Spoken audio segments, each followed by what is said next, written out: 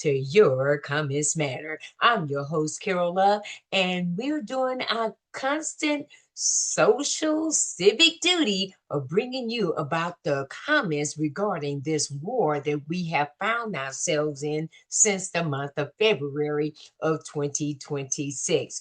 Well, today's video is going to be coming from NBC News, and the title of this video is called House Votes to Rebuke Trump Over the War. Ooh, there ought to be some good comments on this one, shouldn't there? So, with that being said, we're going to watch the video first and we're going to get some comments afterwards, shall we? So, let's take a listen to the video.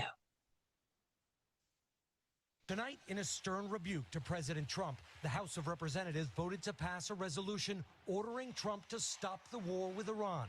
4 Republicans joining all Democrats in the symbolic vote, reflecting a growing frustration with the ongoing conflict Congress never authorized, a war which today took a turn for the worse.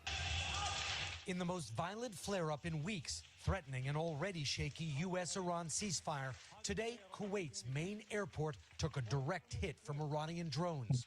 A terminal caught fire. Flights canceled. Kuwaiti officials say an Indian resident was killed and dozens injured. The U.S. fired on Iran as well, attacking a military installation on an island and turning around and disabling more ships heading to Iranian ports. But late today, President Trump appeared dismissive of Iran's attack, calling it not very strong. We hit them very hard on something else, unrelated, and so they were responding. He insisted a deal is still close. The negotiation itself has gone very well, actually. Very well. Mr. President. It could happen. I mean, if it happens, and it might not happen, who knows? But if it happens, it could happen like over the weekend. In an interview released earlier, Trump said the U.S. military blockade of Iran could last until September, but called it unlikely, adding he hopes to meet Iran's supreme leader, whose father Trump authorized killed in a joint U.S.-Israeli operation. We probably will meet at some point, depending on how it all works out. Richard joins us now live. Richard, Israel's military presence inside southern Lebanon continues to complicate getting a peace deal with Iran. It certainly does. And Israeli Prime Minister Netanyahu said today that Israeli troops will stay in southern Lebanon. He said they are necessary for Israel's security to defend against Hezbollah.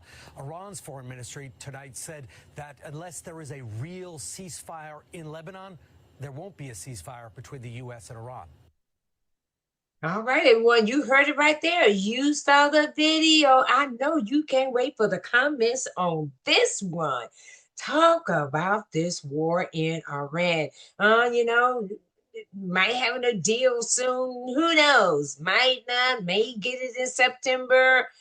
Oh, it changes, doesn't it? Well, I know your comments don't, and you got something to say about this war. Take a look at the comments, shall we?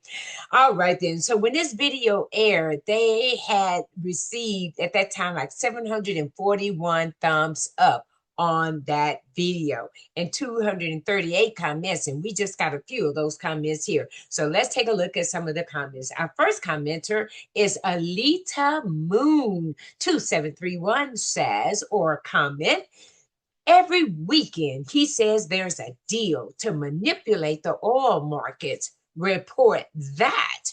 Ooh, Alita, you got 38 thumbs up on that comment and 1 reply. So, Alita, you ain't too happy, huh? Okay, we can tell by your comment. Take a look at another commenter coming from Motley Brew. Says, lock him up.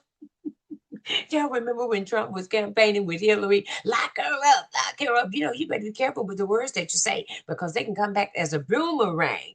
You want to lock her up. Now they just changed it to lock him up. It went from a feminine pronoun to a masculine pronoun. Okay, lock him up. You got 1 thumbs up on that comment. Take a look at another commenter coming from C. Infidel says, this is not accurate. The U.S. attacked the island from its base in Kuwait, and Iran retaliated. and be factual. And you got one thumbs up on that comment. Okay, you see everyone? You see how we look at things differently, and then you make your comments, hey, that ain't true, or this is true. You know, we all got the comments. Why? Because they matter, don't they?